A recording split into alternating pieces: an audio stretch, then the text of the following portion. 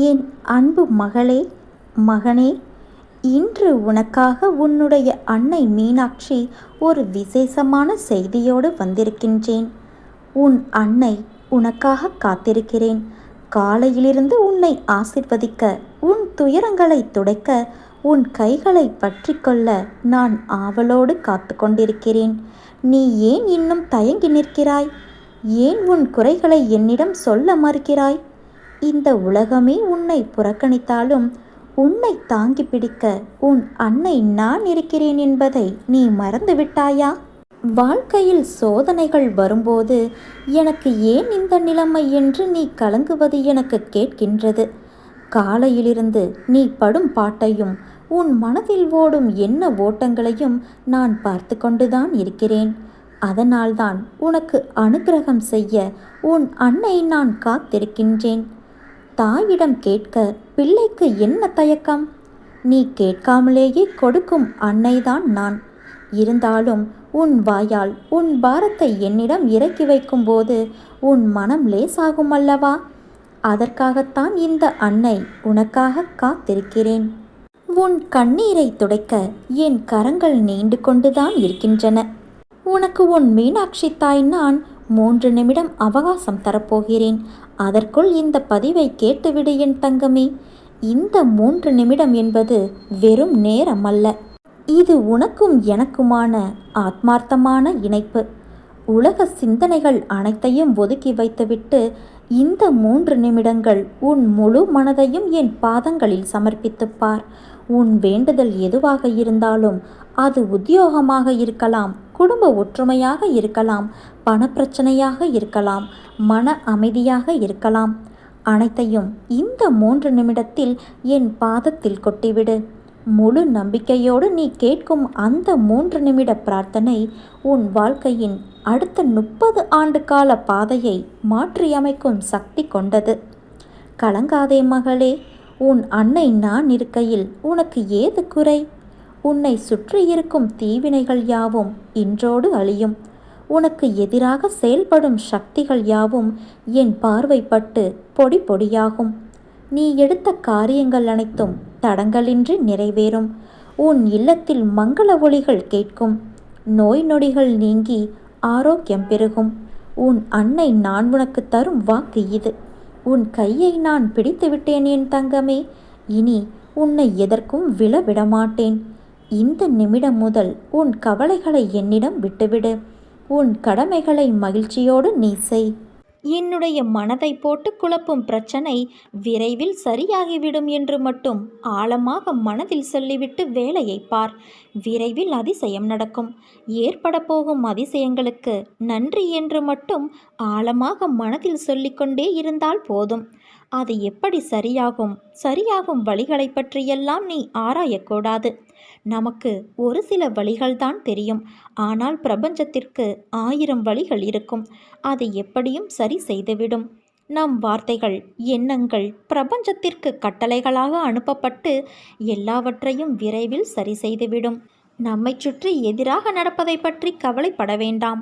நமக்கு எதிராக எத்தனை பேர் செயல்படுகிறார்கள் என்பதை பற்றி பொருட்படுத்த வேண்டாம்.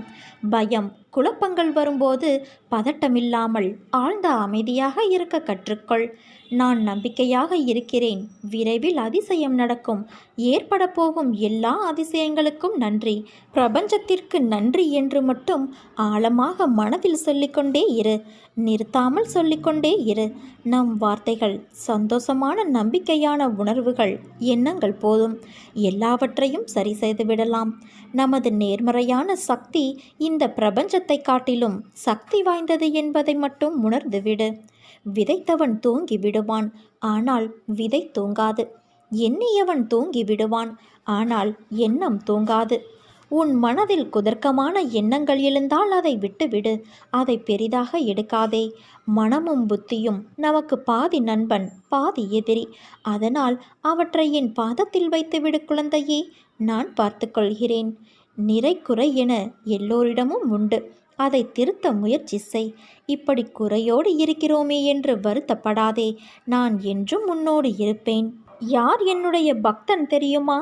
யாரையும் வெறுக்காதவன், அனைவரிடமும் நட்பு பூண்டவன், எல்லாவற்றிடமும் கருணை உடையவன், அகங்காரம் விட்டவன், இன்பத்தையும் துன்பத்தையும் சமமாக கருதுபவன், பொறுமை உடையவன், எப்போதும் திருப்தியுற்றவன், எப்போதும் யோகத்தில் நிலை பெற்று செயல் புரிபவன், தன்னை கட்டுப்படுத்தியவன், திட சங்கல்பமுடையவன், மனதையும் புத்தியையும் என்னிடம் அர்ப்பணம் செய்தவன், யார் பிறரை துன்புறுத்துவது இல்லையோ, யாரை பிறரால் துன்புறுத்த முடியாதோ, யார் மகிழ்ச்சி, கோபம், பயம், மனக்கிளர்ச்சி இவற்றிலிருந்து விடுபட்டவனோ, இத்தகையவனே எனக்கு பிரியமானவன்.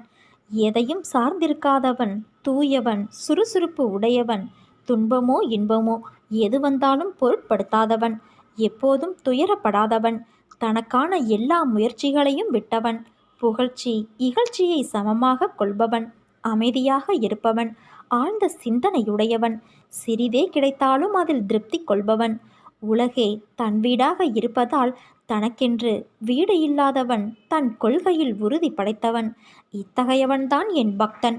நிச்சயம் உன்னை நான் கரை சேர்ப்பேன். நானே கதி என்று இருக்கும் உன்னை எப்படி பாதையில் விடுவேன்? இன்னும் சிறிது காலத்தில் நீ எதிர்பார்த்தது உன் கையில் வந்து சேரும். நீ கவலைப்படாதே. நான் உன் முன்னேதான் அமர்ந்து கொண்டு இருக்கிறேன். உன் கோரிக்கைகளை கேட்டுக்கொண்டே இருக்கின்றேன். ஆனால் நீயோ, அப்பா, எனக்கு நிம்மதியில்லை, சரியாக சாப்பிட முடியவில்லை, கழுத்தை நெரிக்கும் கடன்கள் எனக்கு நிறைய இருக்கிறது, எனக்கு நிறைய பணம் வேண்டும், நீங்கள்தான் கிடைக்க வழி செய்ய வேண்டும், சொல்லுங்கள் என்று கூறுகிறாய். இதுதானே உன் கோரிக்கை? உனக்கு செய்யாமல் வேறு யாருக்கு நான் செய்ய போகிறேன்? ஆனால் வருவதற்கு முன்பு உனக்குள் இருக்கும் அகங்காரங்கள், அகந்தைகள், மமதைகள், ஆசைகள் இவை அனைத்தையும் தீ வைத்து எரித்து விட்டு வா. அஞ்ஞானத்தால் கட்டப்பட்டு தவித்து கொண்டு இருக்கிறாய். அதற்காக என்னை பரீட்சித்து பார்க்கிறாயா? நான் பாரபட்சமின்றி செய்பவன். யாருக்கும் பேதம் பிரித்து பார்க்க மாட்டேன். அனைவரும் என் பிள்ளைகள். உன் கர்ம பலன்கள் இப்படி உன்னை பேச வைக்கிறது. அது உன் தவறு இல்லை. ஆசைகளை தவிர்த்துவிடு. உன்னை தேடி அனைத்தும் வந்து நிற்கும். நம்பிக்கை வேண்டும். தைரியமாக எப்படி வாங்க முற்படுகிறாயோ அதை அடைப்பதற்கும் நான் வழி செய்வேன். உன்னை ஒருபோதும் கைவிட மாட்டேன்.